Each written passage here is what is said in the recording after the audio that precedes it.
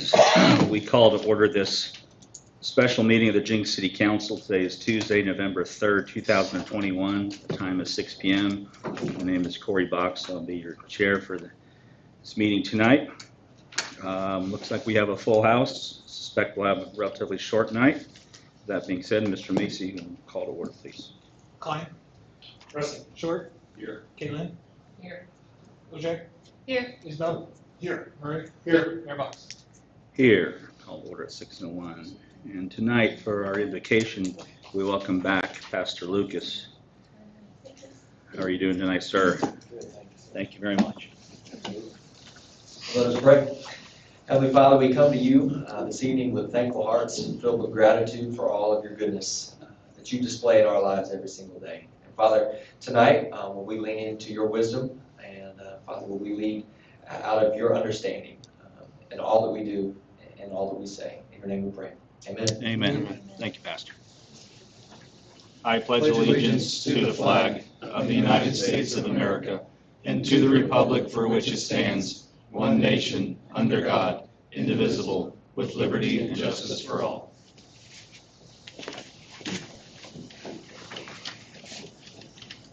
All right, we have a proclamation to start off our evening. Could get a soft copy we can read.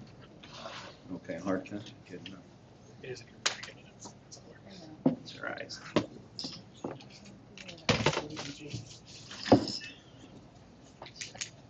Actually, why don't we do this? If I could invite Jim, if you could come forward, if you would please, sir.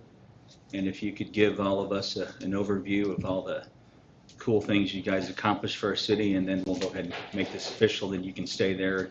We'll come down and grab a couple pictures with Mr. Murray. Sound good? Thank you very much. This is Jamie Pendleton from First Baptist Jinx, everyone. My job title is the missions pastor at First Baptist Jinx.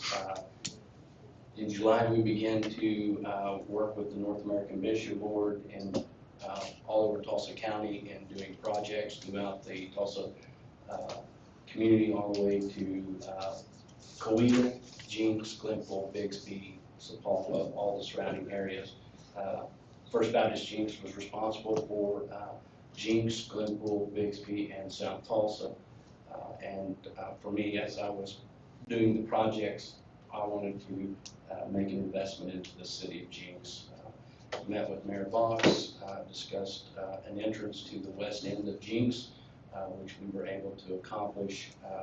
We provided all the fire departments with brand new mattresses, built a deck on the back of the firehouse too, put furniture out there for them to be able to go and relax after training.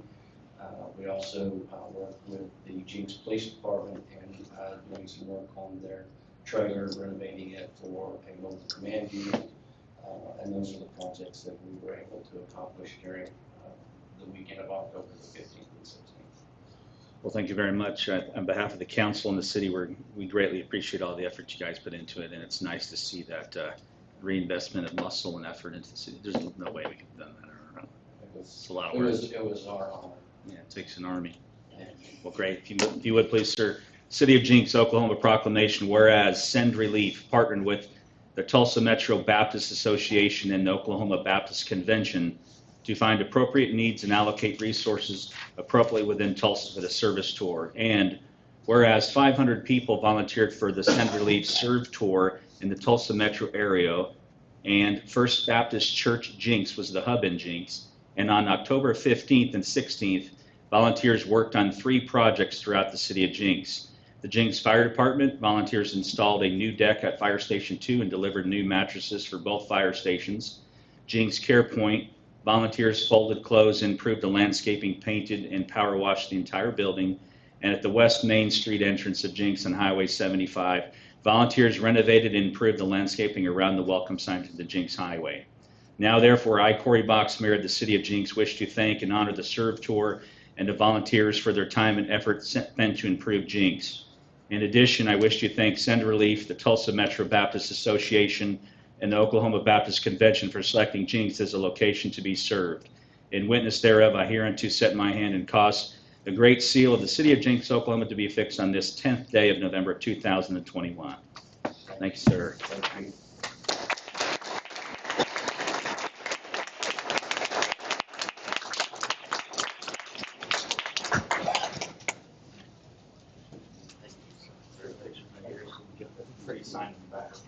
I think it's Is it a just fine. PowerPoint? You just leave Really? it Okay, to- okay.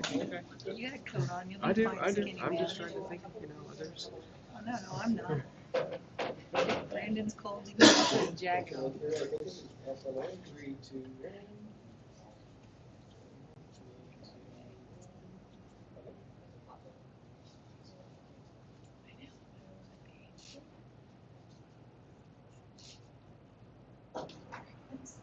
I promise.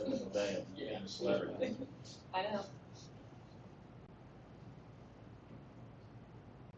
Great. Thank you all very much. Especially want to thank Jamie, he just got in from Africa yesterday. Oh my gosh. So he's running on empty anyway. Thank you so much for everything you've done. Yesterday. Yep, late afternoon. Thank you, thank you. You're very welcome, sir.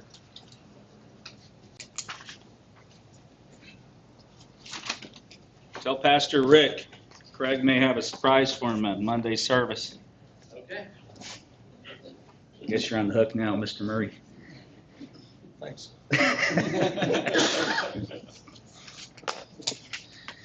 All right, back to these. Citizens' comments. At this particular time, we can open the floor to any of our residents and guests who have something they'd like to speak about that is not on tonight's agenda. You are welcome to come. The floor is yours.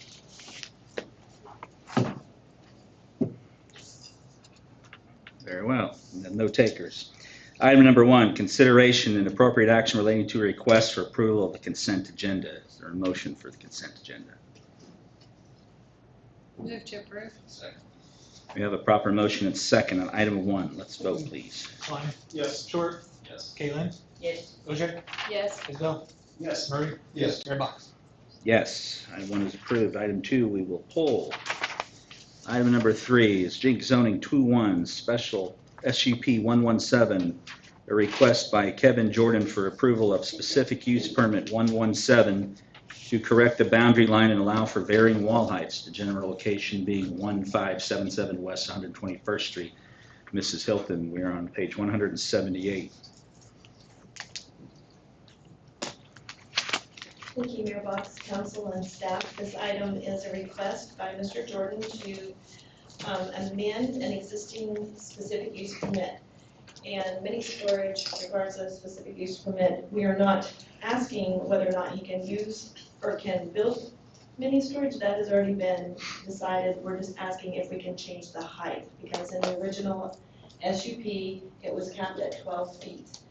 And Mr. Jordan has come across the materials that are 16 feet and would like to use those. It would also allow him to put RVs in a climate-controlled area with a covering rather than smaller vehicles and larger boats, etc.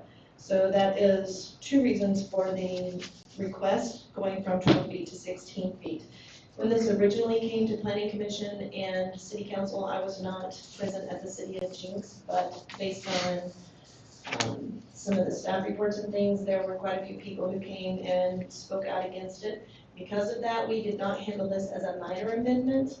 And just to remind you all, there is no amendment process in our code for a specific use permit. So using my best judgment, I notified everyone within a 300-foot radius. So it would be a very similar radius report that they received the first time. So usually on minor amendments, no one would get a notice, and it would just be up to council to consider whether or not they want to make the amendment. But in this case, we notified everyone. No one showed up at the Planning Commission meeting to protest. Maybe one person called, I think, and actually asked what was happening. We explained to them, and they made no further comments. And no one has called since the Planning Commission meeting.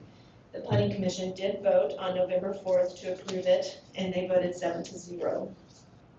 With the additional 4 feet, only 2 feet would actually be seen as a change because of the change in grade. As you go north on the property, it drops a total of about 2 feet. The pad sites are already there. They've been there for some time, so it's just a matter of collecting those materials and finishing out the site. The other issue that we're dealing with is the boundary line of the SUP. Excuse me. Somehow or other, when it I don't know what happened, but it's a little tiny box. That is clearly not the boundary line for the specific use permit. So we have the correction of the boundary line, and then we also have the request to allow for 16 feet. With that being said, staff has reviewed it and has no objection to the request, and Planning Commission recommends approval. Very well, thank you, Mrs. Hilton. Any questions, comments from the council? None, am I right? Any questions or comments on the left? No. And just to be clear, the building B is the one that's on the lower grade? Yes, sir. Okay, so it's a net difference of 2 feet as far as visibility? Correct. Okay.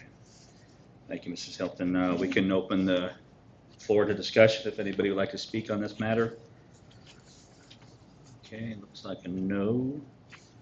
All right, very well. If there's no further questions or comments from council, we can entertain a motion for item number 3. I move to approve. Second. We have a proper motion and second for item 3. Let's vote, please. Klein, Yes. Stewart, Yes. Caitlin, Yes. Ogier, Yes. Isabel, Yes. Murray, Yes. Mayor Box. Yes. Item 4 is ordinance number 1570 related to JZ 21 SUP 117. Page 198. Second. We have a proper motion and second on item 4. Let's vote, please. Klein, Yes. Stewart, Caitlin, Yes. Ogier, Yes. Isabel, Yes. Murray, Yes. Mayor Box. Yes. Item 5 is the emergency clause for ordinance number 1570. Move to approve. Second. Proper motion and a second on item 5. Let's vote, please. Klein, Yes. Stewart, Yes. Caitlin, Yes. Ogier, Yes. Isabel, Yes. Murray, Yes. Mayor Box. Yes. Item 6, Resolution 749, in support of an application to the Indian Nation Council of Governments for federal funding under the Congestion Mitigation and Air Quality Program for improvements to traffic signal infrastructure at 10 intersections in the city of Jinx. Mr. Cloyd, we're on page 200. Mr. Mayor, City Councilors, and staff, NCOG has opened up a new opportunity for federal funding under the Congestion Mitigation and Air Quality Program. This is for eligible transportation projects and programs to help meet the Clean Air Act. Project categories for this funding include public fleet conversion or replacement, alternative fuel infrastructure, aisle reduction, traffic technologies, traffic engineering and infrastructure, bicycle and pedestrian infrastructure, and bike share. The proposed project that staff is bringing forward is dealing with the aisle reduction, traffic technologies, and traffic engineering infrastructure categories. The federal funding can be awarded up to a maximum of $500,000 per project. There's not a limit on the number of projects that can be applied for, and the projects will be funded at an 80% federal, 20% local funds. So the proposed project that staff has come up with to apply for under this program is the Traffic Signal Infrastructure Improvement Project. This project would upgrade or improve 10 out of the 14 traffic signalized intersections in the city. Each of the upgrades would come in the form of first upgrading the vehicle detection equipment from, in many cases, a wire loop that goes to the pavement to a radar detection system. We'd also upgrade the controllers within the cabinets for the intersections and install cellular modems so that we can connect these intersections to a central communication network. And what this would allow is for improved timing, sequencing of intersections, especially along corridors such as Elm, Main Street, potentially at some point Elwood when we get enough signals along Elwood. But also it would help us to, whoever is monitoring it, to see more quickly when do we have problems with the signals at an intersection. And so hopefully we can address those more quickly. So the other thing, though, that again, back to the signal sequencing of the signals, what that would help us to do is really reduce idle time and traffic congestion, which will reduce automobile air emissions over time, which is what this federal funding is really trying to get at, is ideas on how can we improve the air quality. This cost of this project is estimated to be $676,500. No funds are requested to be appropriated at this time, since the project still needs to be improved by NCOG. But a requirement of the application is to attach a resolution from the governing body indicating support for the project and commitment of non-federal matching funds and ongoing maintenance of the proposed project. So therefore, staff requests approval of Resolution 749 in support of the application to INCOG for federal funding under the Congestion Mitigation and Air Quality Program. Are there any questions? Any questions from council on the right? On my left? Yes, sir. How does this affect future intersections? Is the technology going to be employed in the future? Yes, yes. And are you asking about like the other 4 intersections that we're not doing? No, new ones. Okay, just. Intersections that may try to traffic. Yeah, we would want to upgrade these. If we have future projects, we want to put this equipment in as well. Just for added information, as mentioned in the memo, the idea for the other 4 intersections that are not part of this program is that they would be upgraded as future budgetary funds allow. One of the intersections, especially 101st and Elm, that intersection, the technology that we have in that cabinet is no longer supported by the manufacturer. In fact, we've been told that if something happened to that, we'd be in a bad situation. So we're using current budgeted funds to try to upgrade that as soon as we can. And that is not one of the 10 that would be part of this.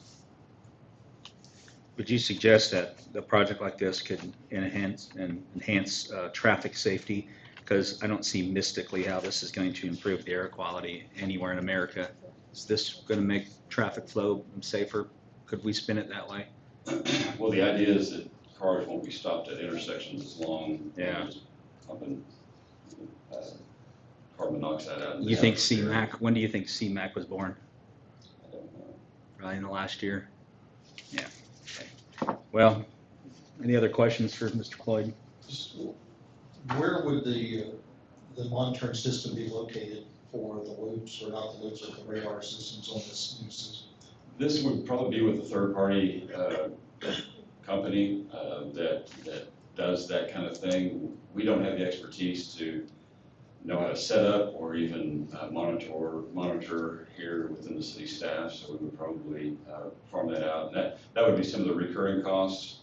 That's been estimated to be about a $30,000 a year cost to monitor and provide that service by a third party. Are they local? Is it state It's organization? Is local? Okay. So that if we have issues or something needs to be looked at, that it wouldn't take a long process to try to find out what's going on. So things could be corrected or updated pretty instantly then from that. We would hope, yes. We would help.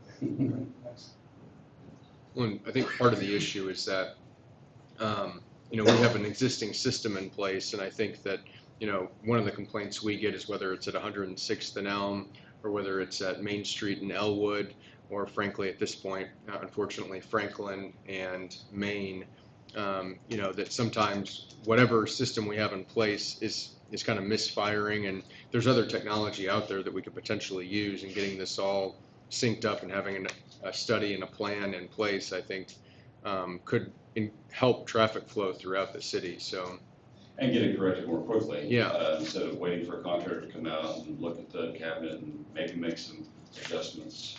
Hopefully we could call one person that can go deal with it on a computer and then have it done same day, hopefully.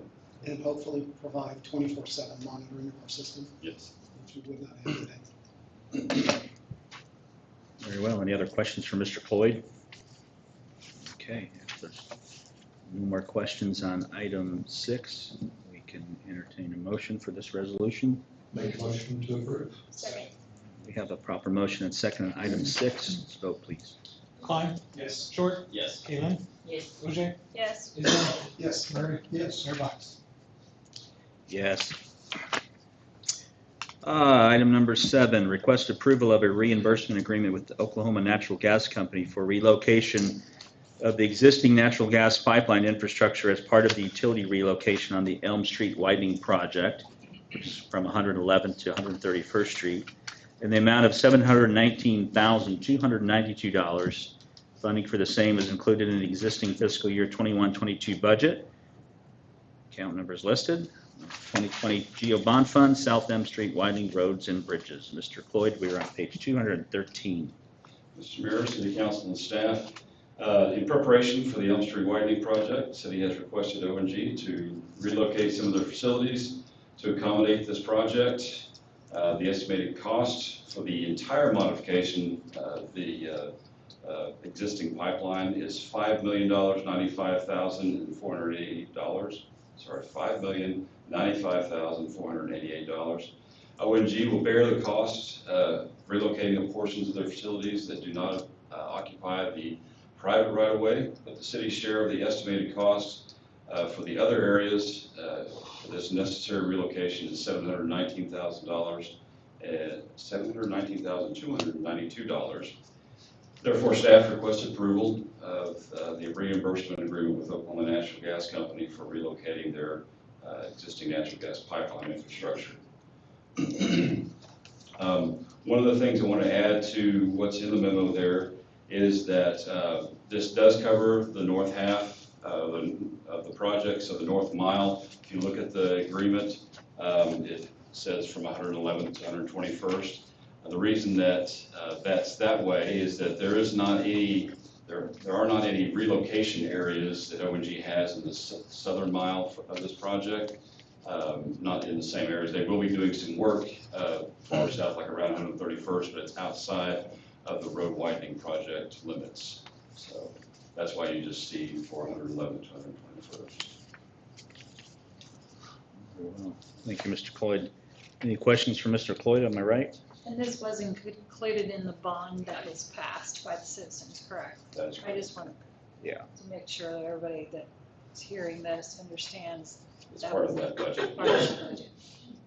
Old money. Mr. Isbell. And it wasn't clear to me because I don't understand engineering. The movement of their assets, is it included in our current right-of-way, or do we have to wait until all right-of-way acquisition is completed before they can start their work? The answer to that is we are waiting until all of the right-of-way is completed before we start the work. Now, we are, just to give you a status check, we've got about 3 properties that are left on the north mile, and about, I think, another 2 or 3 properties on the south mile that we've yet to acquire. So we're getting fairly close to where we can allow certain utilities. Recently, we've talked with PSO about relocating in the north mile. That section is a lot more time sensitive in that they only want to do their relocation in the wintertime when there's not as much demand for the power on the north mile because there's more residents that are fed by that. So they want to do that in the wintertime, which what we're hoping to do is try to get the north mile properties wrapped up this here shortly so that we can go ahead and do that. I don't think that I answered your question very well. No, you did. My question was, do we still have right-of-way acquisition to take care of? And the answer is yes. Yes. We've got a few properties left, and hopefully we'll get those wrapped up soon. Now, in the case of O&G, they have certain private easements and right-of-way, and it's them relocating in another area, and when we're kind of forcing them out of those private areas, that is the reimbursable part. So by forcing them out of easements they already have and to find another place to put their improvements, that's where the 719,292 comes from. The assets that they have within the right-of-way itself that they're relocating, it's already in our right-of-way, it's going to another place in the right-of-way, that's the part that they're paying for and not charging us, just to be a little more clear. Thank you. Thank you, Mr. Isbell. Any other questions from council? Okay, if there's no further questions, we can entertain a vote on item 7. Second. Proper motion second on item 7. Let's vote, please. Klein? Yes. Short? Yes. Kalen? Yes. OJ? Yes. Isabel? Yes. Murray? Yes. Mayor Box? Yes. Other business, city manager's report. Do it now or later? Mayor, all members of council, we have a couple events coming up at the aquarium. One is aquarium related, and that is the clownfish and jellyfish ribbon cutting. That will be on Wednesday, December 1st at 10:30 a.m. I believe that aquarium staff has been reaching out to each of you to see if you'll be able to make it. I know the Vice Mayor, I think they're still, maybe they got a hold of you, but they're trying to reach you. But they're trying to get RSVPs on that so they have account for the number of people that'll be there. And then we have the annual employee Christmas holiday luncheon. That's going to be Wednesday, December 8th from 11:30 to 1:30 at the aquarium. I'm really excited that we can have this year. Last year, we were unable to have this event. And in the past several years, even right leading up to COVID, we've been trying to have even quarterly events at different city facilities and inviting all city employees and city council. I think the last one we had might have been something like March 11th, 2020, and we debated whether we should have it or not, and we went ahead and had it. I think we all survived that, but that was at the South Fire Station, and this is just a really good opportunity for all employees to come together. You know, we work at different facilities, and many of them may or may not know members of council, and I think it'd be great if you're available, if you could come. I think that the employees would appreciate it, and it'll be a really good event. So, You might want to tell them what's on the menu. It's pretty good stuff. I think we have the caterer for the aquarium doing it this year, and I think we even have prime rib as one of the options. But I think everybody kind of got, I hate to say burned out on Burnco, but we like Burnco, but we had a lot of it, so we're trying something different this year. Prime rib. Good. Fish. Calamari. Yeah, and if you don't eat meat or red meat, I'm sure there'll be other options, but I don't know what those are at the moment. And we have an update on the UDO process. I think Marseille has handed out a packet with some updates, and we'd like to go over that briefly. Thank you, Christopher. This is a kind of a summary, yes, Yeah. sir. Kind of a summary of the email that I sent yesterday. And so basically, just letting you all know that when we updated the comprehensive plan, at the end of the comprehensive plan, there were several pages of implementation and recommendations. And one of the recommendations was to update the zoning code and to do a unified development ordinance. So we've been working on that for over a year. And then some of the smaller bullets within that was to rezone properties within the city. Staff was not comfortable with rezoning all the properties to match the comprehensive plan, but what we did agree to was to rezone the downtown core as identified in the comprehensive plan and to rezone the riverfront district. So on Friday, Brandon was in the office and he mailed out to, I think there was about 6 pages of labels, some duplicates. It's like 4. 4, okay. Everyone in the downtown core, and then also mailed out to all the property owners within that boundary on the river district. So state statute allows cities to rezone property, and there's a process for that. We are not required to send a letter notice, but I personally did not feel comfortable rezoning people's property without notifying them, to at least give them the opportunity to come and speak. So I included in your packet the summary of that, and then it has just general information. So I copied some of the comprehensive plan recommendations to kind of give you a feel for what some of those were. And then on the next page, it talks about the general information, basically, this is the new city code referred to as Unified Development Ordinance and subdivision regulations.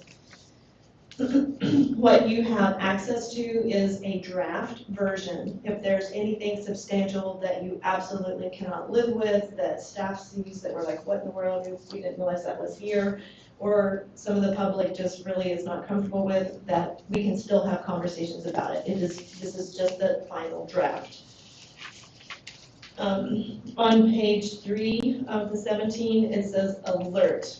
And that was read in your email, and it says property owners within the downtown core district, as identified within the comprehensive plan, have been mailed a notice telling, it's not worded very well, telling that their property is being rezoned. So I've attached the label list that tells you everyone that, it shows you the labels that we use, and tells you everyone who received a notice. And then it also has the attached zoning notice. And just as an FYI, if there's a planned unit development or a specific use permit on a property, those conditions do not change. So one of the reasons we're rezoning the downtown core, there are multiple, do you have that one, Brandon? Oh. Do you have the one that they have? Yeah. Let me see here. Current zoning, so on page 4 of 17, there's a map that shows the current zoning within the downtown core. So it is primarily commercial heavy, and that's how we get fencing companies with large warehousing on site and get other higher industrial type services within the downtown. And that made a lot of sense at conception because we had a railroad that ran through here and people needed to be close to the railroad to get their goods and wares onto the train and out of the city. So it made a lot of sense. But we're trying to create a different downtown where it's walkable, where it's connected, where pedestrians feel safe, and where there's a lot of tax revenue flowing in and out of Heights. So that map kind of shows what is existing there. And then on page 5 of 17, it shows you what the zoning looks like for the Riverfront Tourist Commercial District. So basically, that's the summary. Then it just shows you, this is the map that they got. This is what it looks like. So your constituents got a notice. This is a standard notice that we send out. It has all the standard information, and then it has a map showing that radius. And that's the information that they received. The last page, let me back up, that I wanted to really point out is page 3 of 17 shows the public hearing date and office hours. Councilman will be present in December at the city of Jinx. We'll have an open house December 8th between 5:30 and 7:30 at City Hall. And, I may have done that wrong. No, I think so. And then December 9th, 11:30 to 1. And then December 6th is the actual public hearing with the Planning Commission. So, Katie, Wait, so is that December 6th or December 9th? did I say the 6th? Yeah. Is that 6th? Is that That's 6 Yeah. o'clock, okay. Yep. So that's our standard, December 9th, that is our regularly scheduled Planning Commission meeting. Okay. So Katie is working on some language that you all can share on your social media personally, and then she'll be sharing it on our social media as well. And then the last 4 dates are just office hours where I will be available to visit with the public. We'll have large boards and material available for the public to pick up and come in during those hours and talk about the zoning code, and if they have any questions. You all are welcome to come during those hours, or if you want to set up some special time, that's also a possibility. Do you have any questions about the schedule or what the citizens have received? Or why they received it? All right, thank you. Thank you, Ms. Hilton. And I just wanted to touch on a couple other items that we'll have in December. One of them is the small project incentive for Main Street. I think council passed the kind of the large project incentive in October, and so we've been working on a policy for smaller projects that are under $250,000, and I anticipate that sometime in probably December we'll have some version ready for council to review. Another item that we have that we will have on the December 7th agenda is authorization to basically issue new bonds and refund the 2014 GO bonds. We're looking at potentially refunding and refinancing the 2014 GO bonds to attain a more favorable interest rate and pull cash out to fund projects similar to those listed in the original ballot language. We recommend issuing new bonds with the same maturity of the original 2014 GO bonds and use the money to refund the original bonds. The original bonds had an interest rate of 3.67%. If we issue the new bonds, we could potentially have a rate as low as 2.1%. This refunding and refinancing could generate up to $400,000 in cash that we could use on projects similar to the 2014 ballot language, and could ultimately decrease the annual debt service by about $5,000 annually due to the lower interest rate. And so we'll have that on the December 7th City Council meeting, and we will have our financial advisor here to kind of walk everyone through what this process is like. It's pretty similar to what we did, kind of similar to what we did with the aquarium revenue bonds, except in that case we extended the maturity out, I believe, 11 years in order to get the 7.5 million. In this case, the interest rates are low, and we just recommend if we can refinance and pull $400,000 out and decrease the annual debt service, we think, why wouldn't we do that? So, and then I have to bring up, we had a domestic disturbance on 131st Street. I guess that might have been Tuesday. Today's Tuesday. That was yesterday. My gosh. And just so you know what city employees, both public safety, but also our building inspectors, they came upon a domestic disturbance and kind of intervened in a way, and one of our building inspectors ended up being punched in the mouth, but they stopped the disturbance, and police arrived and ended up catching this guy, and we spoke with the victim. And so we have employees that go above and beyond their duties when they're out in the field, and so hopefully they can be recognized perhaps at the next council meeting. All right.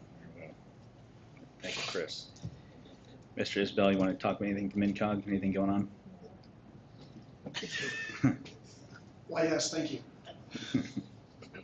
We had an INCOG meeting on November 9th, and in the staff report of INCOG, the initial discussion was regarding the federal infrastructure bill, and then we moved on to REAP applications, Rural Economic Action Program, REAP. There is 1.7 million available, and grants will be announced in December. This really doesn't affect us because it's more rural than we are. There was discussion about the Build Back Better. There are 11 projects announced in Oklahoma and approximately 50 nationwide that will be addressed in the coming months. I don't have the details on that, but as I get them, I will provide them. The next discussion is regarding Tulsa redistricting hearing on 11/19, and we have the state Senate approval of the federal congressional districts and Oklahoma House of Representatives. County redistricting is ongoing.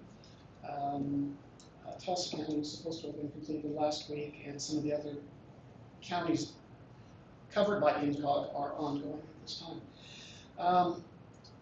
Let's see. Election boards are re-precincting for legislative boundaries, and that's to be determined at this point. We will see more in the near future. The next item on the agenda was the transportation program. The 5310 program selection was performed. This is enhanced mobility for seniors. ARP has $109,000 in our region for vehicles and transportation needs, including administrative expenses by INCOG. There were no projects directly linked to Jinx.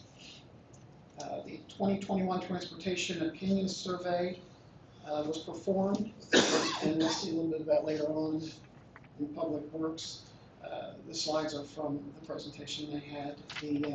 This is the first opinion survey since 2008 examining regional transportation.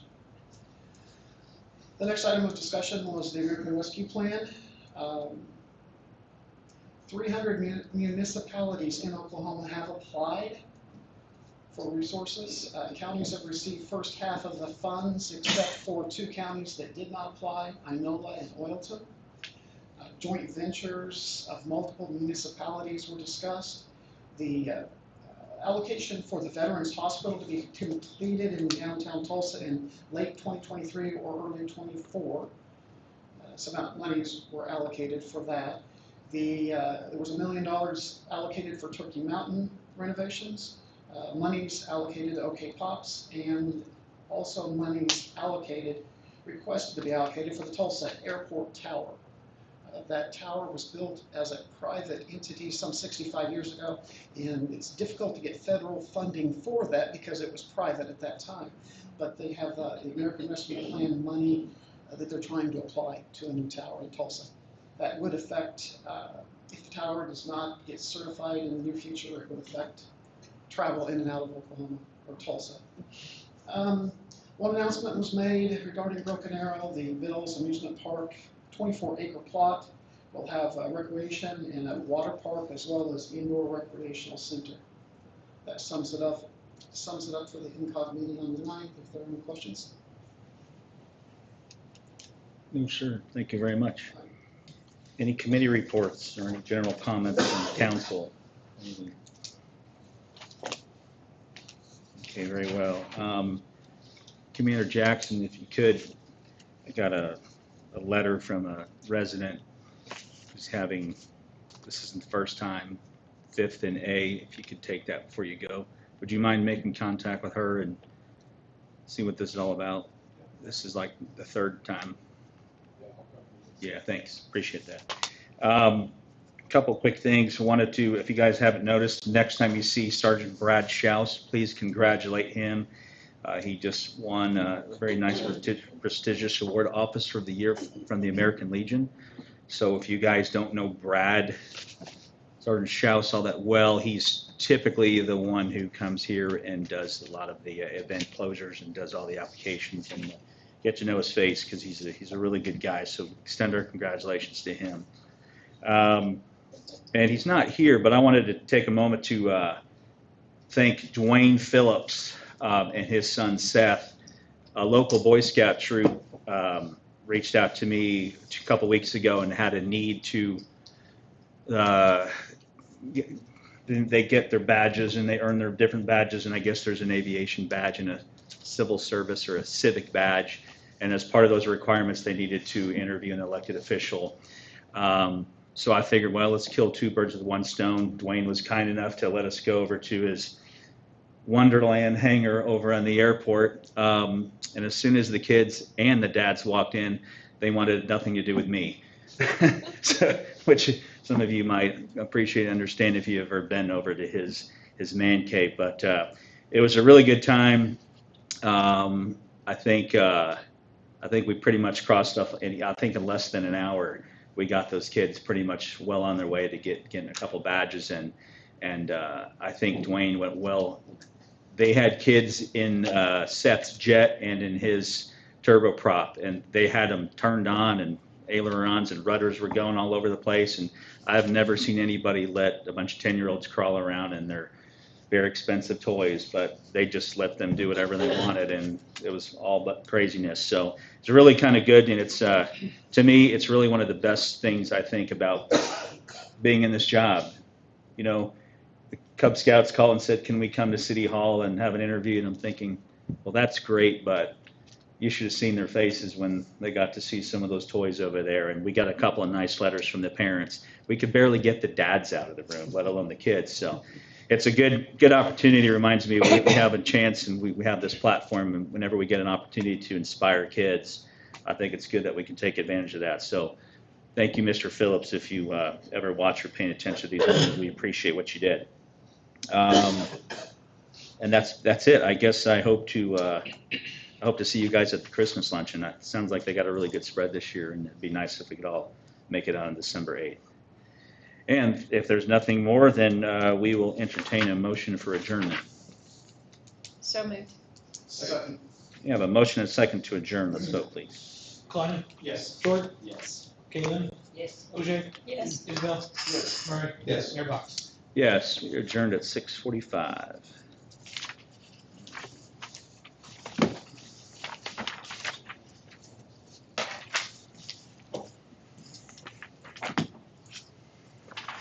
Okay, let's call to order a special meeting of the Jinx Public Works Authority. Roll call, please, Mr. Macy. Klein? Present. Short? Here. Kalen? OJ? Here. Isabel? Here. Murray? Here. Chair Box? Here, item number 1 is consideration and appropriate action relating to a request for approval of the consent agenda. A motion for approval. So moved. Second.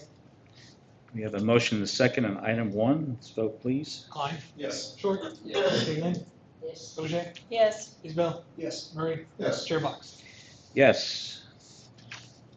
Item 2 will pull. Item 3 is a request to enter executive session pursuant to 25 OS for the purpose of discussing the potential purchase of real property located northeast of 131st Street and Kimberly Clark Way for the purpose of facilitating infrastructure. We have a motion to enter executive session. So moved. Second. We have a motion and a second on item 3. Let's vote, please. Klein. Yes. Short. Yes. Galen. Yes. OJ. Yes. Isabel. Yes. Murray. Yes. Chair Box. Yes, we will return shortly.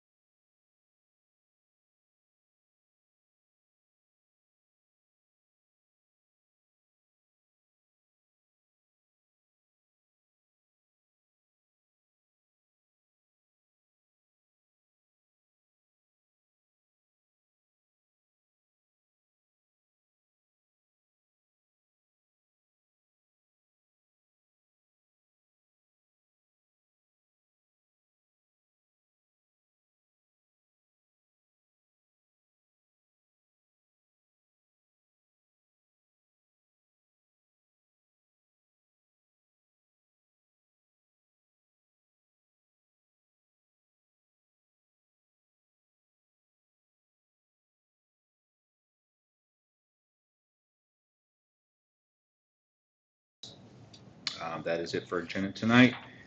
General manager's report, anything else, Mr. Shrout? I do not believe so. Mr. Driscoll, anything on your monthly chamber report? Good evening, sir. Good evening, everyone. Mr. Chairman, members of the authority. Pleasure to be here this evening. I just want to touch on a couple of quick things in here. Zach met with the Department of Commerce to talk about their quality of jobs incentive, which as we look at initially getting more office space could be something good for us to look at. But something that was interesting in that conversation was their remote quality of jobs program, which will help us potentially locate remote workers. Like they've got remote also workers, they can call remote time, something like that. There's just another thing we can look at to get professionals in Jinx and also can help our daytime population, which also helps us with some of our restaurants and other retail we're looking at. Just looking forward a couple of pages here. You may have noticed we're beginning to use LinkedIn more for economic development work, so our kind of plan with that is to try to get in front of more developers that way, kind of a soft pitch and kind of get us in front of them on their computer screen. So we're thinking that's going to be a good tool. We've been through several webinars and looked at a bunch of different samples and readings just to kind of see what the best practices are, but we think this could turn into something helpful for us. Are this going to be shareable? What? Are this going to be shareable posts? Yeah, all the posts can be shared. So we've been posting already. We launched that late October, early November. I can't remember which one it was now. What month is this now? November. So that's been going, but that's good. We also set through a good webinar and successful downtowns, and you got kind of some of the notes there in that. But we've got a lot of positive things in our downtowns, I think we all know. So we're just looking forward to continuing to strengthen and enhance what we have there. A new program we're looking to launch in 2022 are industry roundtables. Also does a really good job with those, and basically you get people from the same industry around and kind of talk about best practices, common problems they're facing. So restaurants, professional services, if we've got a few manufacturing folks we can do to kind of get some best practices, and it's kind of an outgrowth of our business checkup program. So we're looking forward to getting that as well. I do want to brag just quickly on our staff. We were at our state chamber conference. We were named a certified chamber, which is attaining best practices, and it was an exhaustive amount of paperwork to fill out. I know because I got to do it, but we're very proud of that. We also got a Communications Excellence Award for our partnership with the City Aquarium and the school for the Jinx Good News Network back during COVID, so we were excited about that as well. And most importantly, our very own Angie Rings was named Outstanding Staff Member for the state, so we were very proud of her and excited to see her hard work recognized. Thank you for nominating her. Yeah. I'm glad to do it. Thank her for filling out the paperwork too. No one knows how much paperwork you fill out for these things, but just a quick note, Lights On was last Thursday. Thank you everyone who came out. I want to thank Public Works as always, Robert Ammerman for being my point guy on the ground for the great work they do. We had a fun night. We had an unbelievable crowd for the first time in I think this is my 13th one, and we had a trash problem.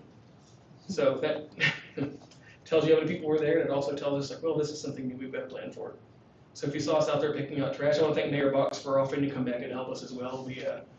We were in desperate need for help at some points, but it was a good night, great crowd, great exposure for Jinx. Channel 6 broadcast it, so we were always glad to have Travis Meyer in the crowd.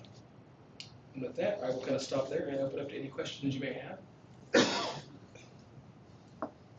Just want to add real quick that the Jinx restaurant stayed open during the event, Yes. and they were very profitable and communicative with the people, the patrons, everybody. So it was good to see some of the businesses open at night. I love that. Jinx Restaurant's new owner and management team are doing a really, really great job. Mhm. We're excited to have them home. Thank you, Mr. Driscoll. Appreciate you, sir. Any other last comments from council? Very well. Take a motion to adjourn, please. So moved. Second. We have a motion and a second for adjournment. Vote. Klein, Yes. Short, Yes. Kaylin, Yes. OJ, Yes. Isabel, Yes. Murray. Yes.